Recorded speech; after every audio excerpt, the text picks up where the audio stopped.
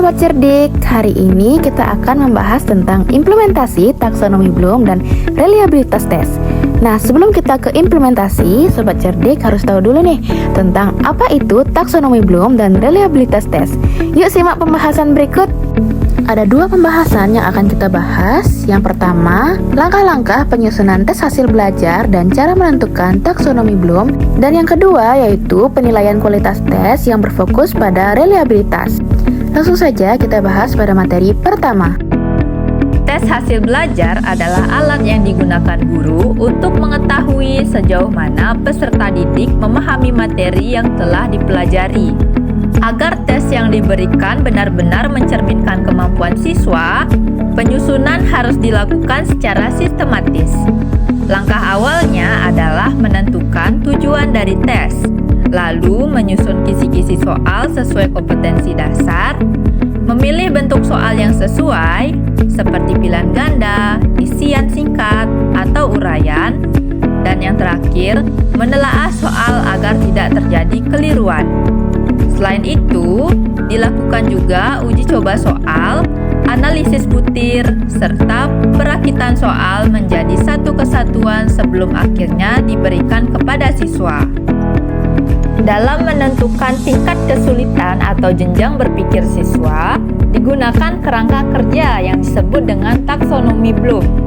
Taksonomi ini membagi kemampuan berpikir menjadi 6 tingkatan, yaitu yang pertama adalah mengingat, yaitu C1, yang kedua adalah memahami, C2, yang ketiga adalah menerapkan, yaitu C3, yang keempat adalah menganalisis, yaitu C4, yang kelima adalah mengevaluasi, yaitu C5, dan yang keenam adalah mencipta, C6.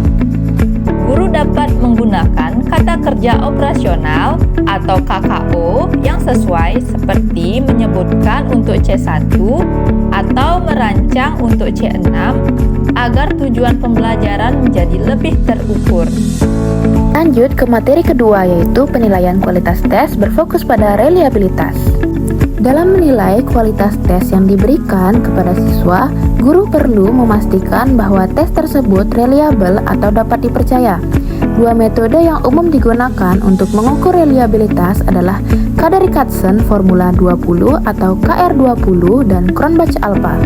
Keduanya digunakan untuk mengetahui seberapa konsisten suatu tes dalam mengukur kemampuan siswa. KR20 digunakan untuk soal yang memiliki dua pilihan jawaban, seperti soal benar-salah atau pilihan ganda dengan satu jawaban benar.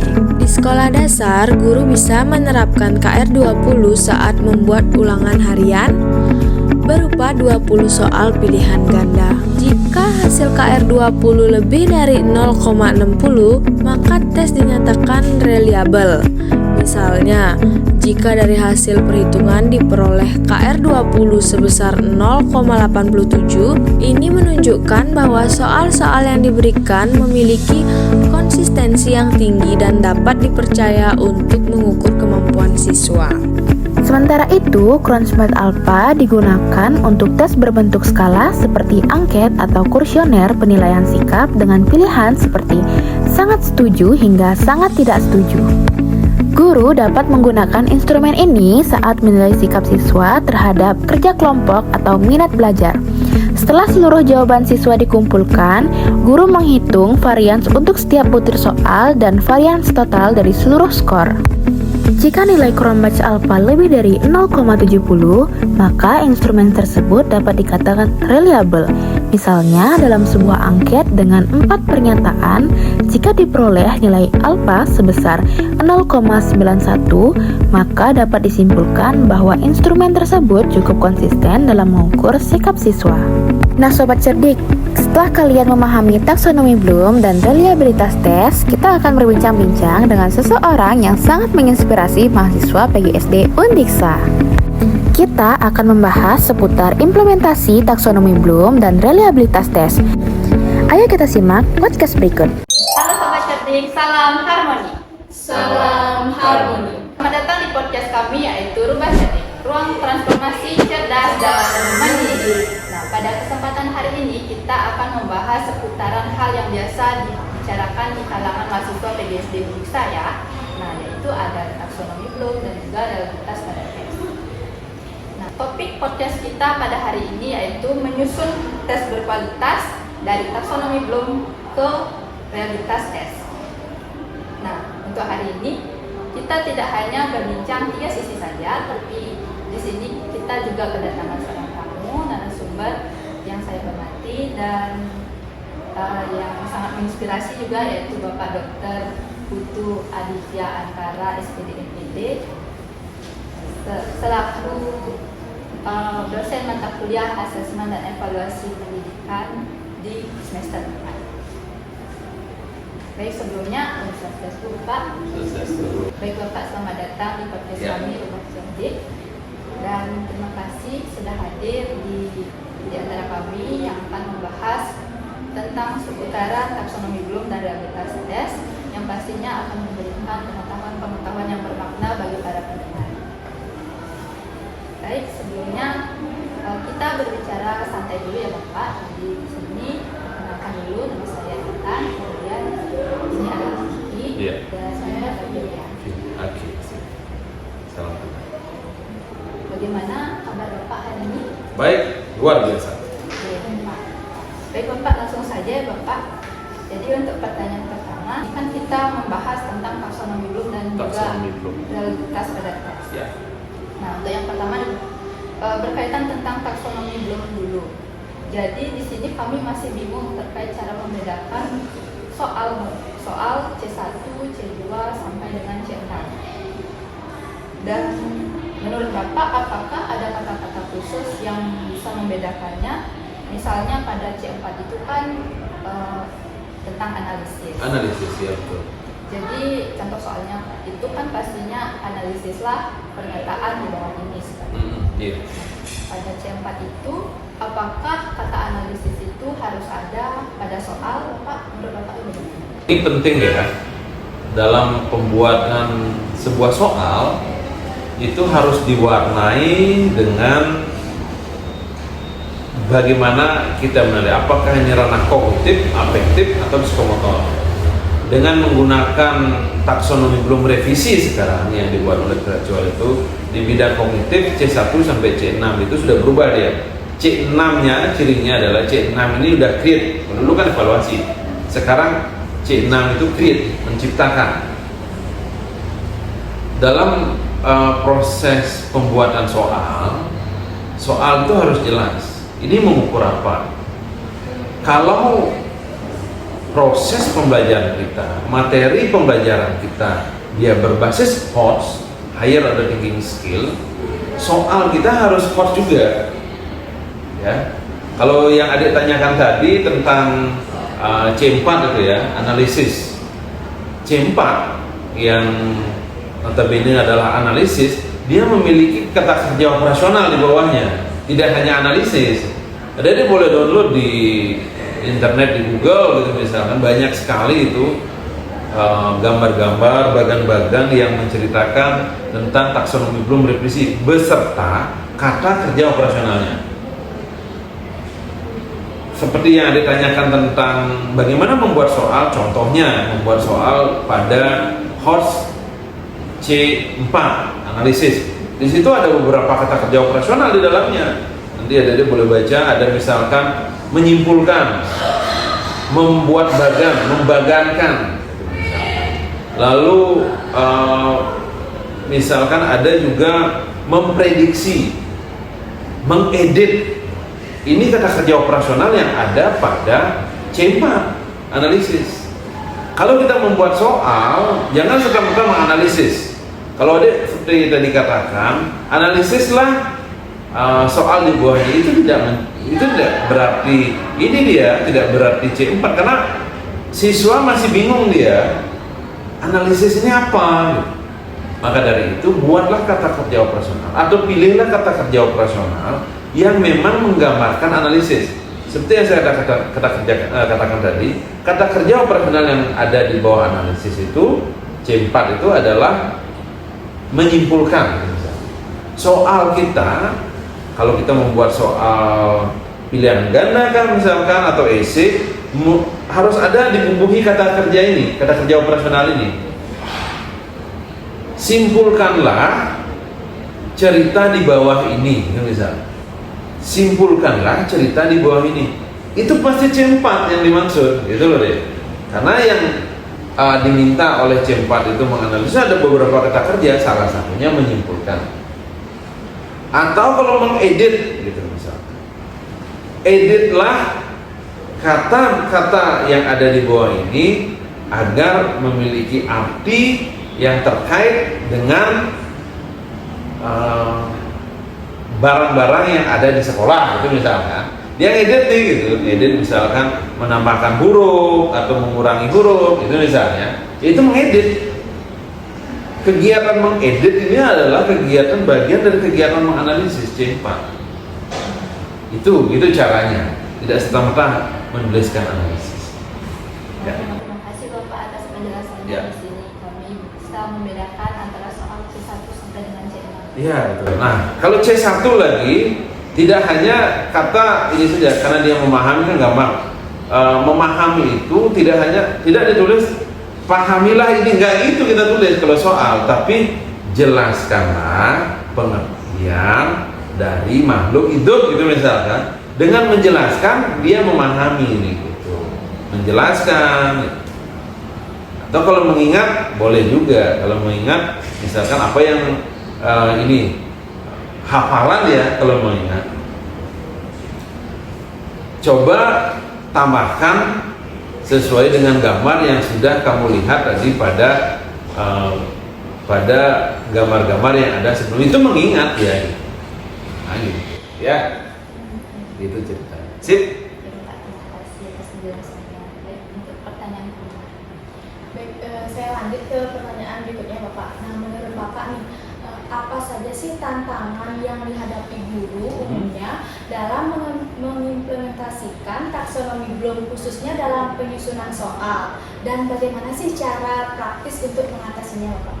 Ya, tantangan guru dalam mengimplementasi taksonomi Bloom ini, guru itu sering membuat program pembelajaran yang ini dari hasil pengamatan saya ya, guru sering membuat program pembelajaran itu sesuai dengan apa yang sudah mereka pernah lakukan sebelumnya, tidak pernah melakukan evaluasi atau tidak pernah mengupdate apakah ini sudah masuk taksonomi Bloom atau belum atau tidak. Karena PISA itu, data PISA internasional itu mengatakan bahwa kenapa siswa-siswa kita tidak bagus nilai PISA-nya, karena cara berpikirnya masih low ada thinking skill. Harusnya siswa-siswa kita itu diajarkan berpikir higher order thinking skill, sehingga dia mudah membuat sesuatu, memproduksi barang-barang hebat gitu. Itu kan cerita masa depan yang diharapkan oleh pemerintah. Sedangkan guru kita masih di lost, menghafal, memahami, menjelaskan ulang, hanya itu saja, tanpa mencoba buatlah sesuatu barang terkait dengan materi yang sudah diajarkan sebelumnya. Enggak seperti itu yang diajarkan. Ini masalah besarnya. Dan kadang pengalaman saya selama membimbing PPG gitu misalkan, banyak guru yang tidak paham tentang taksonomi Bloom revisi ini, tentang HOTS ini, higher order thinking skill ini, banyak guru yang nggak paham. Sehingga kalau tidak paham tentang HOTS, membuat tujuan pembelajaran yang HOT nggak bisa, membuat program pembelajaran atau materi pembelajaran yang berbasis HOTS nggak bisa, apalagi membuat soal yang berbasis HOTS, itu akan susah itu. Maka dari itu harus kuasai dulu HOTS ini, higher order thinking skill ini. Apa yang harus diisi, bagaimana membuat tujuan pembelajarannya, bagaimana membuat materi pembelajarannya yang terimplementasi nanti, dan bagaimana membuat penilaiannya. Itu harus jelas dikuasai oleh seorang guru. Tipsnya adalah sebelum guru membuat rencana pembelajaran, lihatlah kurikulum. Ya, setelah lihat kurikulum, ketika akan merancang pembelajaran, lihat taksonomi Bloom, kata kerja operasional, lihat itu kata kerja operasionalnya. Sekarang mau C berapa, A berapa, K berapa, P berapa, itu kan. Kalau kognitif C disimpulkan, kalau afektif A disimpulkan, psikomotorik P.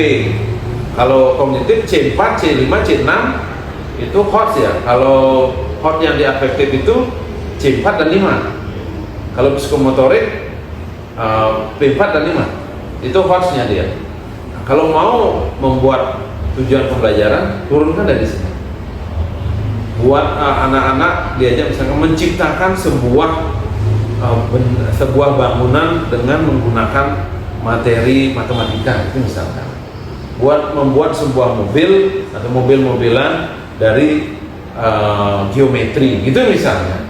Itu menciptakan dia. Anak-anak diajak, siswa kita diajak membuat bagan, itu menganalisis, itu C4 ya. Nah, ini tipsnya nih, kalau guru ingin membuat pembelajaran masa depan Indonesia ini lebih baik, harusnya guru menguasai HOTS itu. Masalahnya adalah banyak guru yang belum menguasai HOTS dengan baik. Itu. Oke Bapak, tadi kita sudah membahas mengenai cara mengatasinya dan juga apa saja tantangan dalam mengimplementasikan taksonomi Bloom. Nah, kita belok sedikit ya Bapak ke pembahasan mengenai reliabilitas pada tes. Menurut Bapak nih, bagaimana sih cara mengukur dan memastikan reliabilitas tes di kelas secara sederhana namun efektif? Ya, gampangnya begini. Reliabilitas tes ya. Reliabilitas tes ini asal kata dari reliable, artinya andal. Instrumen itu perlu dilihat keterandalannya. Andal nggak dia ketika dipakai di tempat lain? Nah gitu, di tempat lain. Maka dari itu diuji keterandalannya. Selain sebelumnya diuji validitasnya. Untuk menguji validitas dan reliabilitasnya itu, ujilah di kelas yang berbeda. Ini tipsnya nih, agar soal kita reliable. Ya, kalau diuji reliabilitasnya, dia reliable. Caranya adalah untuk menguji ini, carilah kelas yang karakteristiknya sama dengan karakteristik kelas di mana kita akan menilai ini. Misalnya kita ngajar di kelas 3A gitu. Nanti di 3B diuji validitasnya dan reliabilitasnya. Lalu ketika kita membuat soal, buatlah soal-soal yang bisa menggambarkan kemampuan siswa kita dengan berbagai karakteristik. Ada soal yang sulit, ada soal yang sedang, ada soal yang mudah. Sehingga dengan kita membuat kategori seperti ini, soal itu nanti hasil penilaiannya akan terdistribusi normal ya deh. Nah, jika dia terdistribusi normal, soal yang kita buat ini terdistribusi normal ketika uji validitas, cenderung ke uji reliabilitas, dia reliable. Itu tips sederhananya. Kalau kita uji, bagus dia, gitu. Reliable dia, valid dia, gitu. Dengan tips seperti yang saya katakan tadi. Dan yang terakhir adalah sesuaikan dengan materi pelajaran yang kita berikan dan kemampuan siswa kita, karakteristik siswa kita. Jangan sampai materi belum pernah diberikan dan dibuatkan soal yang nggak mungkin bisa dijawab. Ya. Bapak, ini pertanyaan terakhir Ya. podcast hari ini. Jadi misalnya jika kita ingin menguji reliabilitas, itu misalnya kita ingin menguji tes soal UAS SD Bapak. UAS SD. Iya.